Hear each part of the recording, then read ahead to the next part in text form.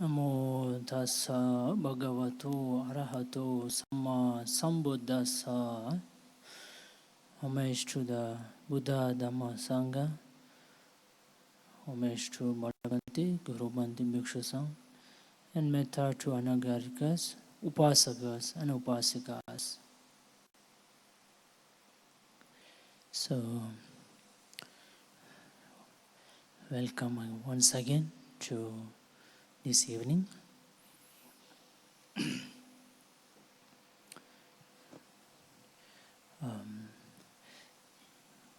We have done meditation. Now is the time to listen to Dhamma, few words of Dhamma.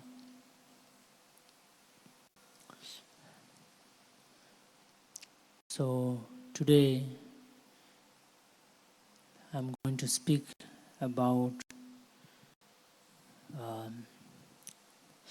Shila, especially the Atthasila. So generally people follow 5 Shila, 5 Precept. The basic 5 Precept. And it is the common practice of people, general people.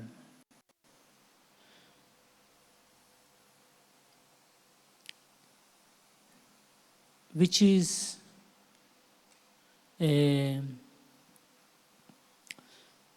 a natural practice of a Sotapanna. Sotapannas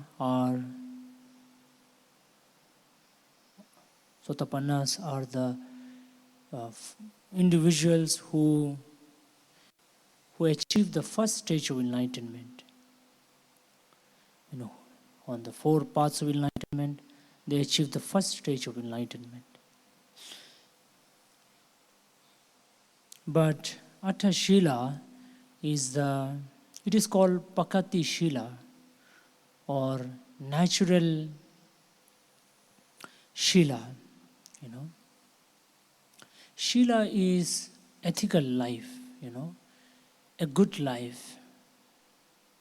You can say your good conduct, good action, the quality of your life, just like the water. You can measure the quality of water, from where it is coming and in what are the process that you follow to purify the water. You see, you can understand, isn't it? The water in the drainage is completely different from the water in your drinking cup. They are absolutely different. They're not the same. The quality of water. So just consider Shila as the quality of our life, the quality of human life. You see, we are struggling to clean the Ganga river or Yamuna river, isn't it? Especially Yamuna in Delhi. The other day I was reading an article on a magazine about the water in Yamuna river, and this time the Delhi election was based on this issue Yamuna water issue, you see. So much filth, so much dirty, the water. So also many other lakes and rivers, we are struggling, isn't it, to purify. So also consider our life as the water in different levels, water in different state, you see. So that's what Shila is, it is our quality of life in terms of action.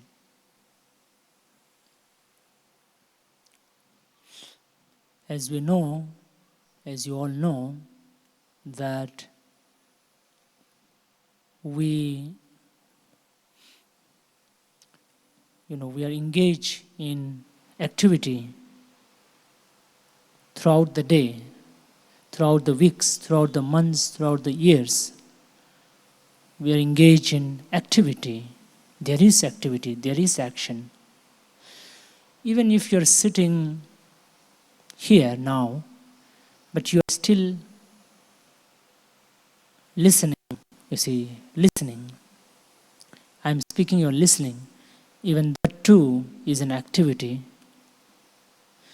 And most importantly, you are perceiving, you're thinking. That's an activity. So as you sit here, especially in Buddha Vihara here, there is more likeliness for you to think better, to think good, wholesome, skillful. It is, Buddha calls it skillful thinking, right? So you can think, you see. And it's not always easy to just watch our thinking.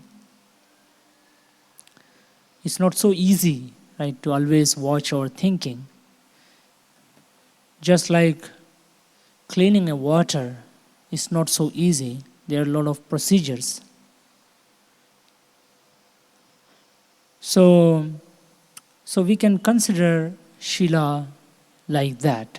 But if you look at the Shila, it is more focused on your external activity.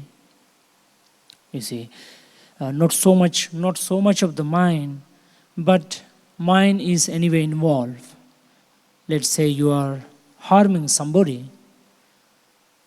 So in that process of harming, your mind of harming or ill will, anger is involved, is there, you see. So even though Shila speaks more about the external activity, which is your physical and verbal activity, but it is still connected to your mind. It is coming from your mind, you see. So those of you maybe not aware of the 5 Shila, let me speak. So the 5 Shila, the first one is not to kill, harm anybody. That also includes yourself as well. Secondly, not to take what is not given. Thirdly, not to engage in sexual abusing. Fourth one, not to tell lie. And fifth one, not to engage in alcohol practices. So these are 5 basic Shila. And Buddha said, if you follow this, it is very much beneficial. Even though it sounds very easy, isn't it? Just 5 Shila. It sounds very easy, okay, 5 thing. But if you are, let's say if you're already following it, that's wonderful, that's great. Sometimes you may not be aware that it is Shila, but you are anyway following. You see, many people may not be aware that these are 5 Shila, but they are anyway following, you see. But that's good, that's really good. Even though some people may not be taking it as a religious practice, but still if they practice it as a way of life, that's wonderful, that's really great. You see, so it's wonderful, it's great because it's a powerful karma, it's a powerful kamma, action, deeds, energy. You can call it an energy. But today I'll be speaking about the another Shila, which is Atthasila. And these Shilas can be undertaken by family people like you during full moon day and new moon day. During full moon day and new moon day. Because these are higher Shila, these are special Shila. Shila means the practice, good practice. These are some practice that you can take during full moon day and new moon day because you cannot practice as a family man every day. It's difficult. Sometimes you may struggle in just following the 5 precepts as well. Isn't it? So, this Atthasila is special and can be performed, can be practiced full moon day, new moon day. And more specifically during the rainy season. Now, after 1-2 months, we will have the rainy season, the rainy, time, 3 months from Ashala Purnima to the next another 2 Purnima. So roughly between mid-July till mid-October. July to August, September, October. So mid-October, full moon day, right? So full moon day of July till the full moon day of October. So these are the 3 months. So you will have how many? 3 full moon days, 3 and 6 new moon days. 3 full moon days and 3 new moon days, totally 6. But you can also consider on 2 Ashtami, which is in between this full moon day and new moon day. So it's like almost every 7 days you have 1 day of Atthasila. So that's a special month where you can take. One of the reasons for that being a special month is during that month the monks, they don't travel. They just stay in one monastery for a long time, unless there is really some important task. They just stay in one place or one monastery.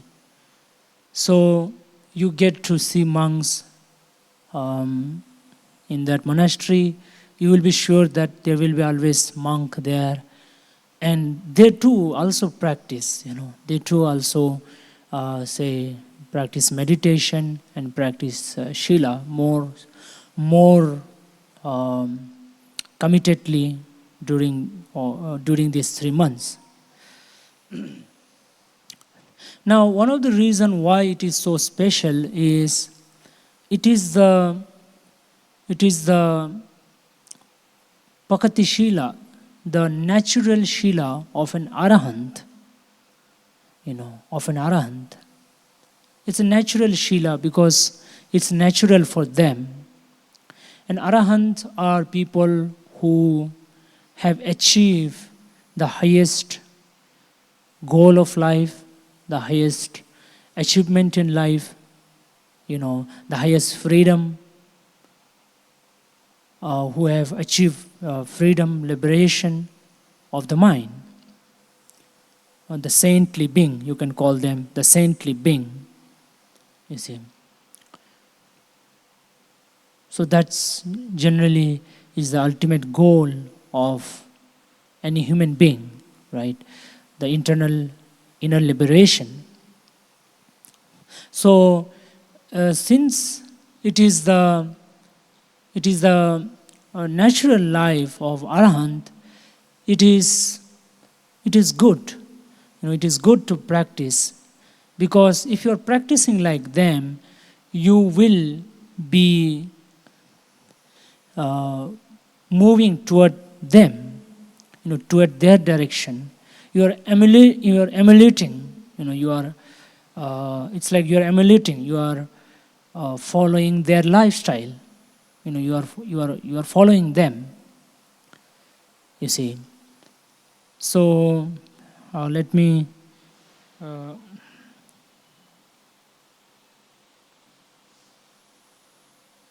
It's called Sankittu Posata Sutta. It's called Uposata. Right? This Atthasila practice is known as Uposata Shila also. You see. So, at one time the Buddha was staying near Savatthi in Jeta's Grove, Anathapindika's monastery. There the Buddha addressed the monks. Whenever sir they replied, the Buddha said this: monks, the observance of the Sabbat, Uposata, with its 8 factors is very fruitful and beneficial and splendid and bountiful. And how should it be observed?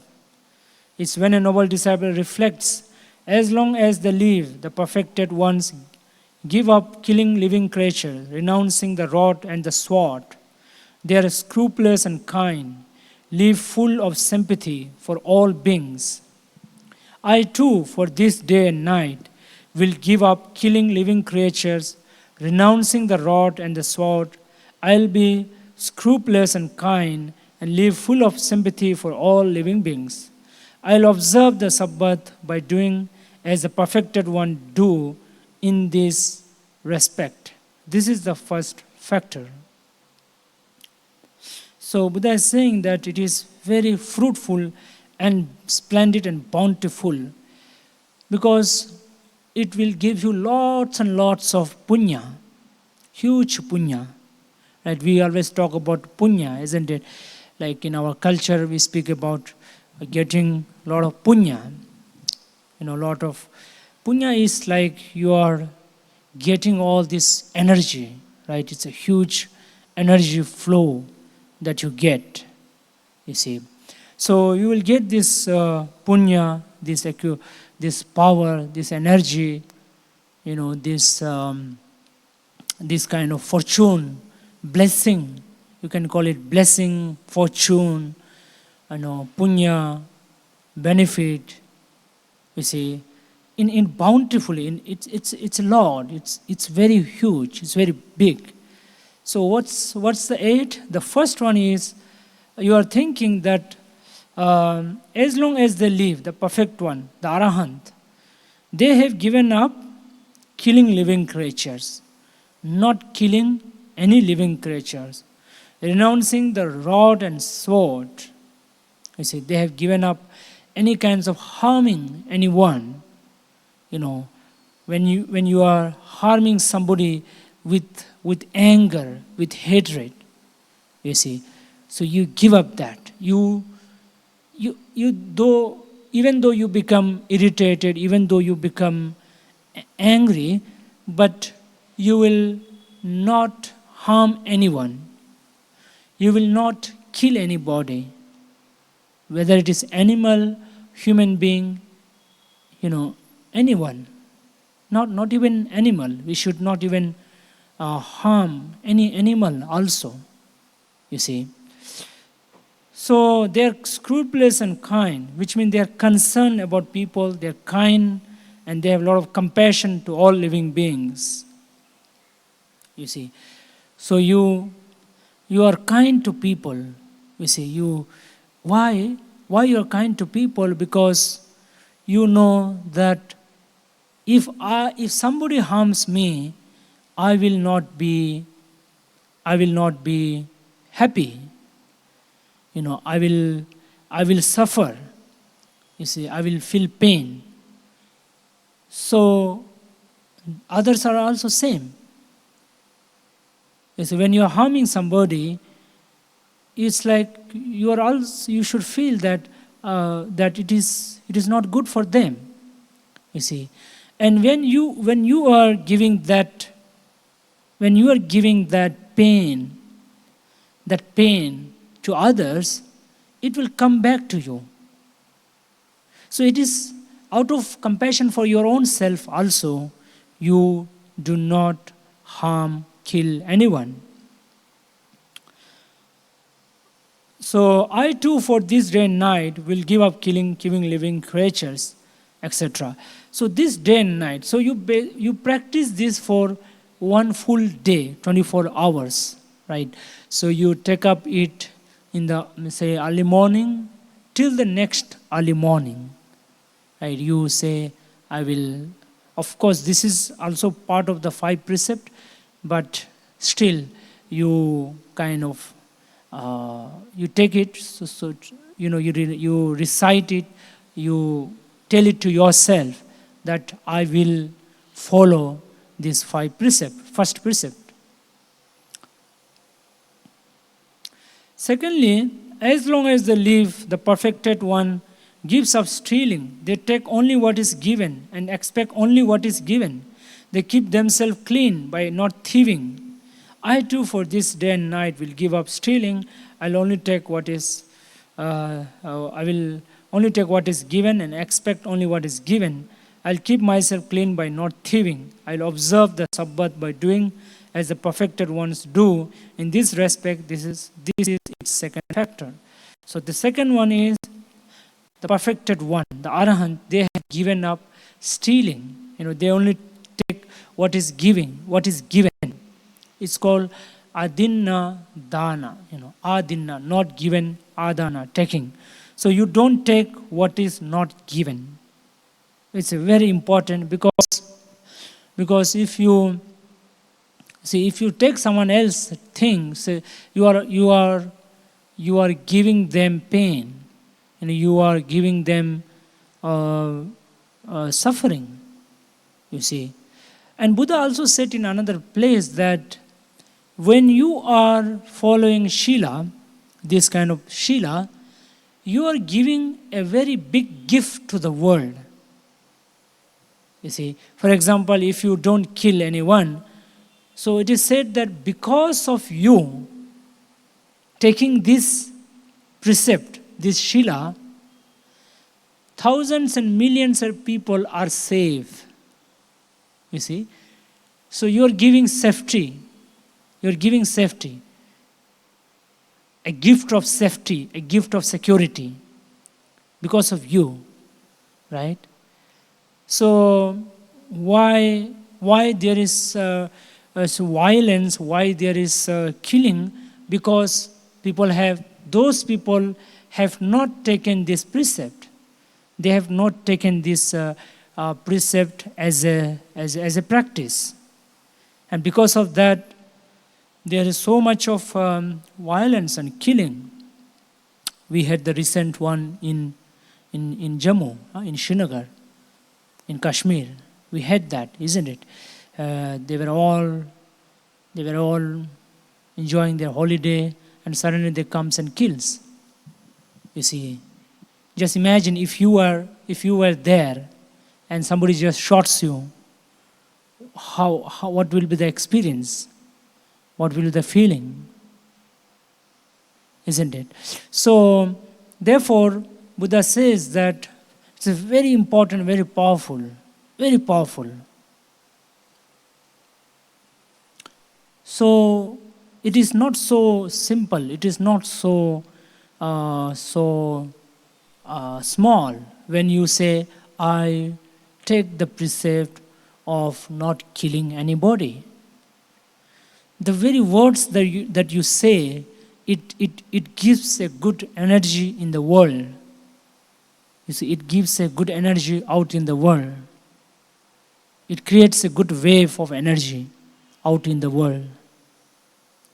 So also, Buddha says that because you say, I don't take what is not given, people's property are safe.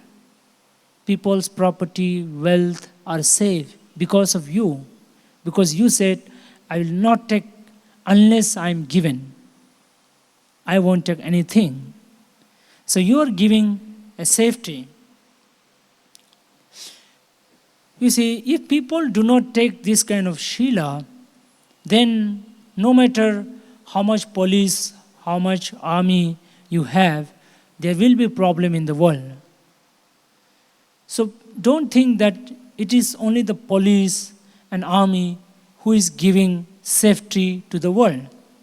It is people like us who also contribute to the safety in the society, safety in the city, in the country. Because we say, no matter what, I am not going to kill anyone. I am not going to harm anyone.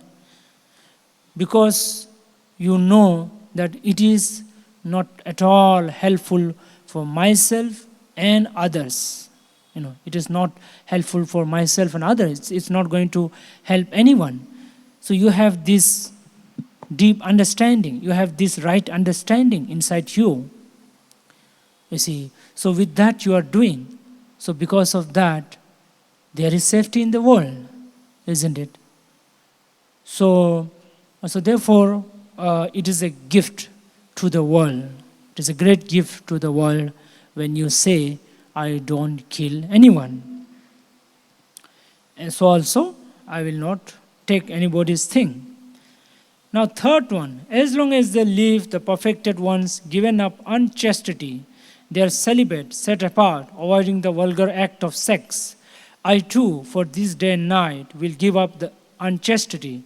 I will be celibate, set apart, avoiding the vulgar act of sex. I will observe the Sabbath by doing as the perfected ones do in this respect. This is its third factor.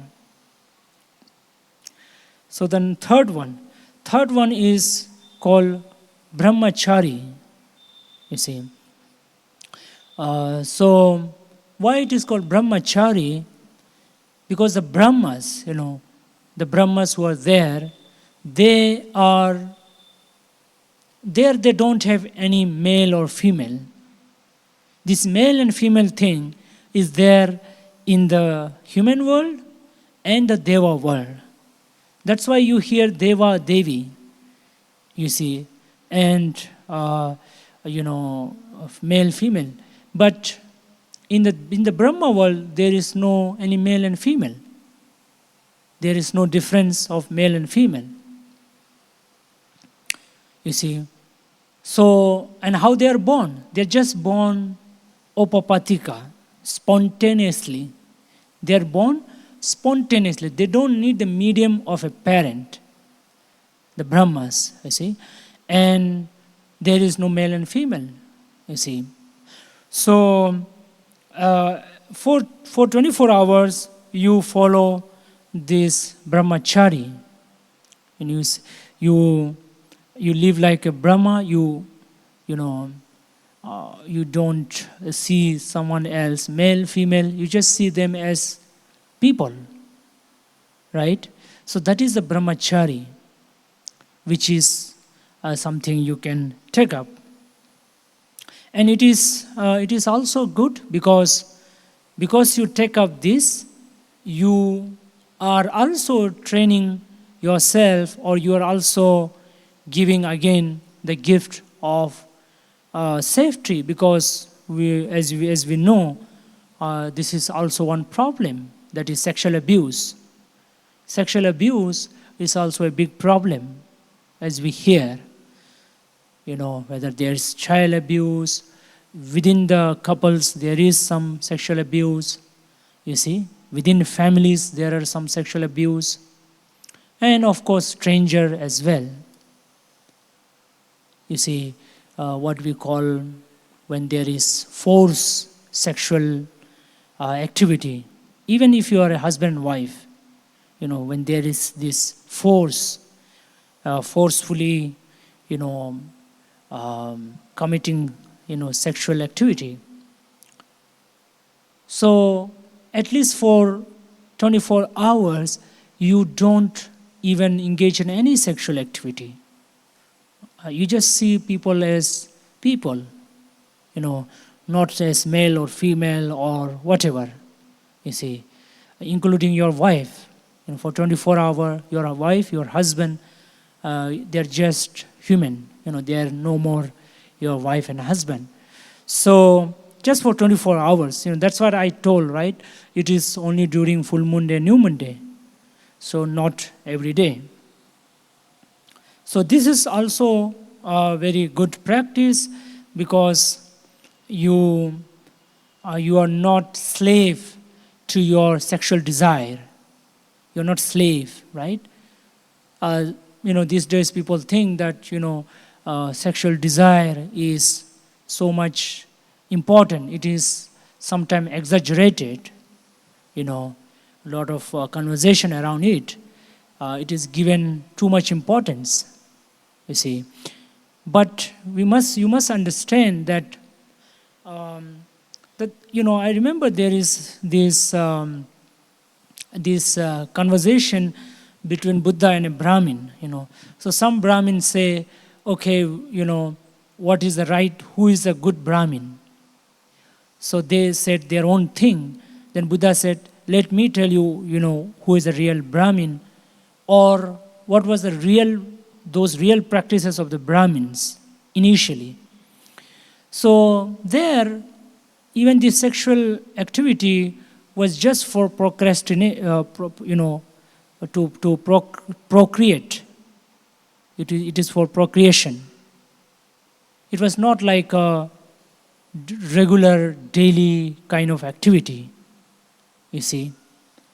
So you must understand that sometimes you can become slave of this sexual desire, which is not a very healthy thing. And of course, in the process, you harm people, you see.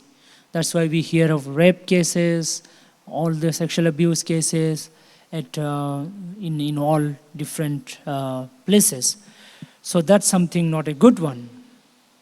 So just like the Arahant, they are fully brahmacharis. So you, at least for 24 hours, you take up this. So also, as long as they live, the perfected one gives up lying. They speak the truth and stick to the truth. They are honest and trustworthy and don't trick the world with their words. I too, for this and day and night. Okay, so I will not repeat the whole thing. So he's saying that training the truth, honest and trustworthy. So what is the meaning behind not telling lie is being honest, being trustworthy, and don't trick the world. So the reason behind not telling the truth is to be honest, to be trustworthy. As Buddha said that Vissasa Paramanyati, Vissasa Paramanyati, Vishwas. Vissasa is Vishwas. Paramanyati, the highest Jnati. People whom you can trust is the real relatives, or real friend, or real relatives, real family members. If you have somebody whom you can trust, then you can think, oh, he's like my family members, he's like my friend, he's like my relatives. You see, don't you think it is also very rare to find somebody who is trustworthy, whom you can trust, fully trust, isn't it? Everything, including in your business, in your family, you see, you always expect people to, to be trustworthy, right? To not cheat you, to not deceive you. You want such people, isn't it? So the reason behind not telling the lie is to be honest, to be trustworthy, isn't it? So that's also a big gift, isn't it? It's such a big gift if you can really,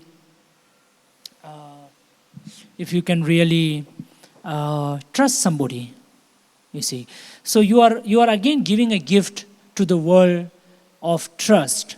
So people can just rely on you, and they can be, and they can do things, right? We can, if you are trustworthy to each other, we can do a lot of good things. But if we are not trusting each other, we can't do much good thing. There will be a lot of skepticism, lot of doubt, all of that. So you take up this one for one day and night. Fifth one, as long as they live, the perfected ones give up alcoholic drink that cause negligence. I too, for this day and night, will give up alcoholic drinks and that cause negligence. Fifth one is alcoholic drink. So what alcoholic drink does is that it spoils your vigilance, your vigilance, your wakefulness, your consciousness, your mindfulness, your awareness. In simple, what I would say, if you are drinking, especially when you're drunk, obviously you don't know what's happening around you. You don't know where you are going. You don't know where you are falling. So that's really a bad habit, And in that process, we have issue of drunk driving, and accidents, all of that, and fighting, quarreling, and all other activity. Once you are drunk, you do all kinds of nonsense. You create a lot of problems to people around. You see, even though some people say little bit, they say I take little bit. You see, but even the little bit, you might not speak very consciously, right? You might not speak very wisely or carefully. You won't, right? So alcohol, one of the reason Buddha says is that if you do that, you may have mental derangement, right? Mental issues. Eventually, your mind will not be under your control. Eventually, if you are habitual drunk, habitual drinker, if you drink habitually. So you give up this alcoholic drink, so you live a sober life. Then as long as they live, the perfected one, eat in one part of the day, abstain from eating at night and from food at the wrong time. I too for this day. Okay, so it's same. So now the sixth one is eating at the right time, kala vikala. So actually the right time according to Buddha is from morning dawn to the noon, to the noon. That's the right time. You see, so you eat between dawn to noon, just like the monk. They eat between dawn to the noon, and don't eat the other part of the day, which is the afternoon and the evening. You don't eat in the afternoon and the evening. You see, at least for 24 hours. Again, this is as I said, is special practice. So you can do only during full moon day, new moon day, and 2 ashtamis. Right. Other time, of course, you can eat afternoon also, but it is also advised by Buddha to not eat too late in the night. You see, too late in the night is not at all healthy. Buddha specifically mentioned in one of the sutta that too late night food is not healthy. you should eat, as early dinner as possible.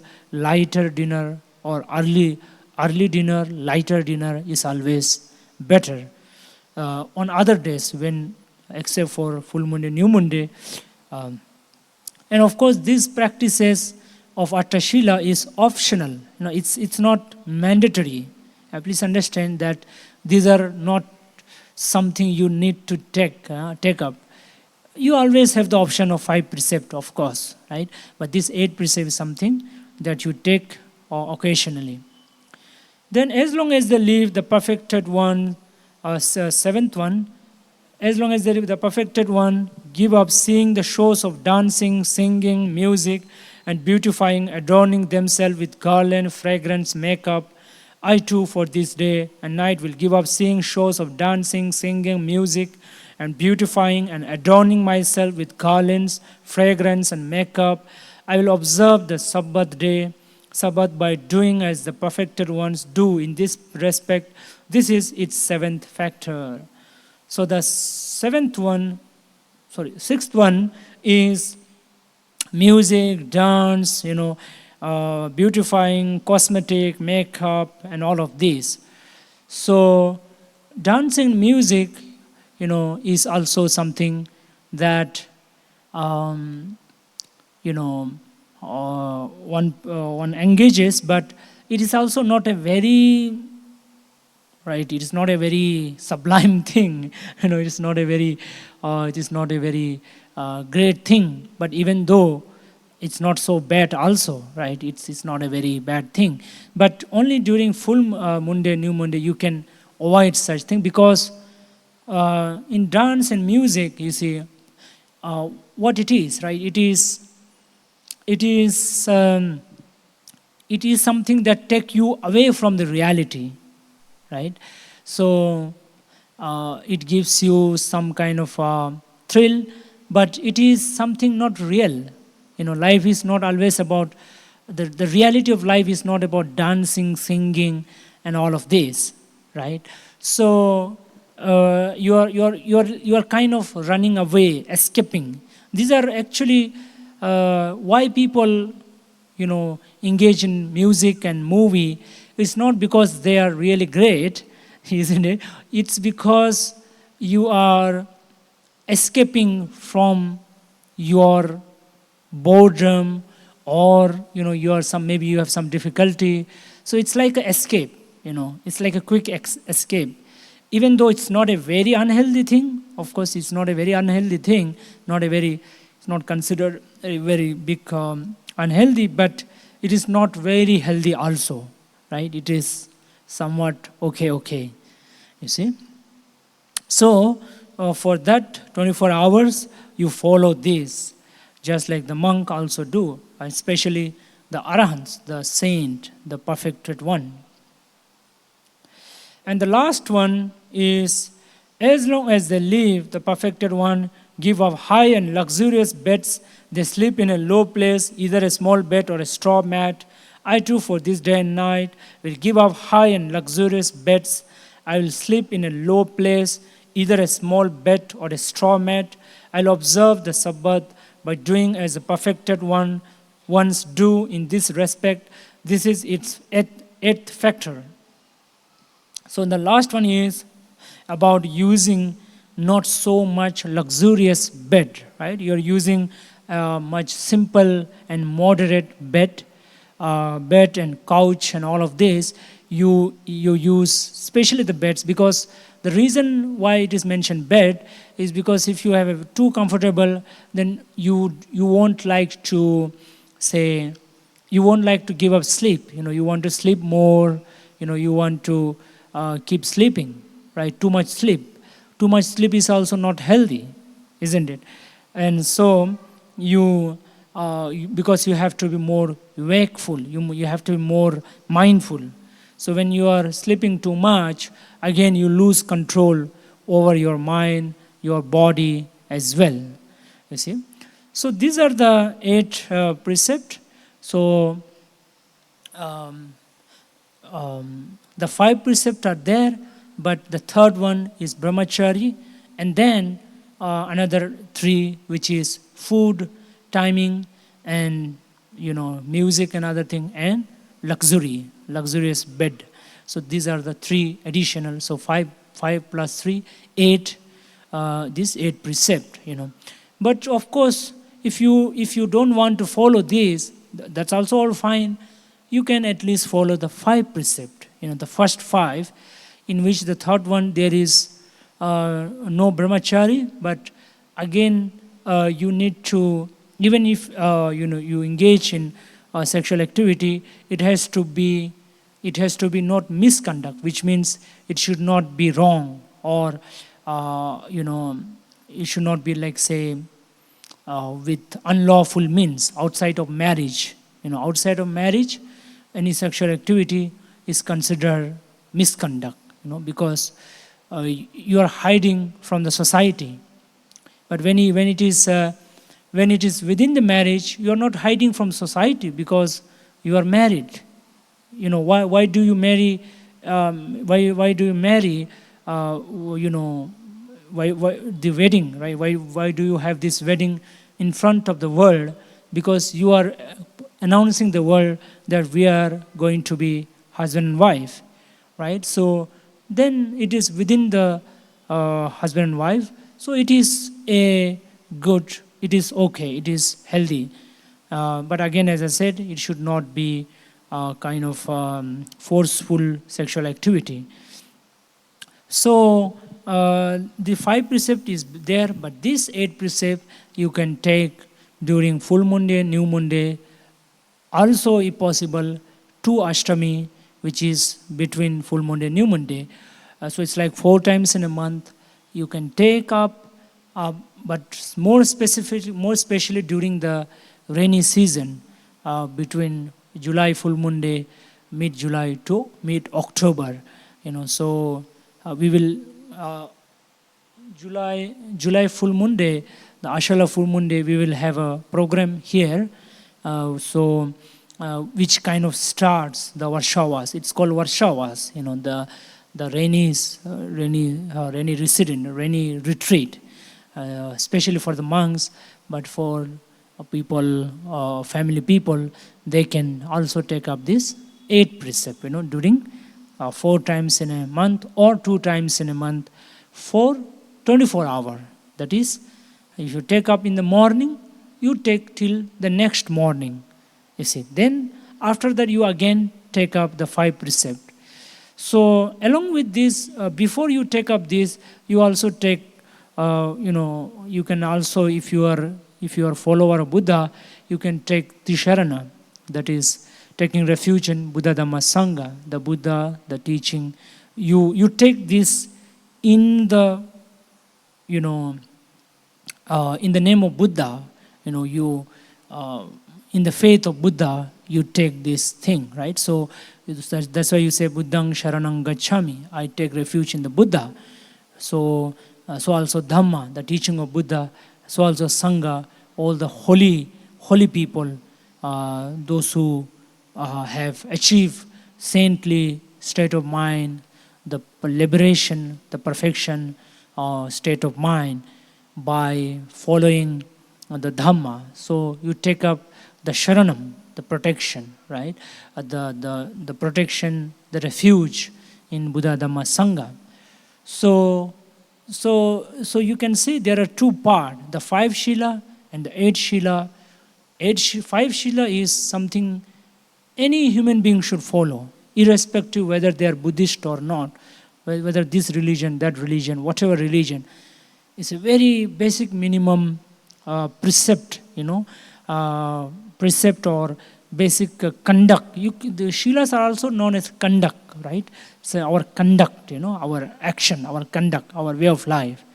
So, in fact, you can every day recite these 5 Shila, in your home, if you have a Buddha image or, in front of Buddha, you can recite these 5 precepts so that you are reminded of it, you don't forget, right? So you have to take up, so you take Tisharanam and Panchashila. And so because when you take it up, right, you are reinforcing it, right? You are reinforcing it, and the very intention of taking this 5 precepts is also a good karma. Is also a good karma, wholesome karma, right? So that's why even when you are just taking it is also a great punya. It's good punya, great punya. So this is about the 5 precepts and the 8 precepts that you can do on a special day. 8 precepts, that's something you have to follow, and it is good to follow. The 5 precepts is a minimum, but 8 precept is optional and voluntarily, or something that you can do on a special occasion like full moon and new moon day. So two kinds of, you have to understand there are two kinds, right? It's not just one. So the first one is bare minimum, second one is optional. They are not something you have to do. The second part, the 8 precept, are something you can do occasionally. So with this, I conclude my Dhamma Desana. So I wish all of you good health, peace of mind. Sadhu, sadhu.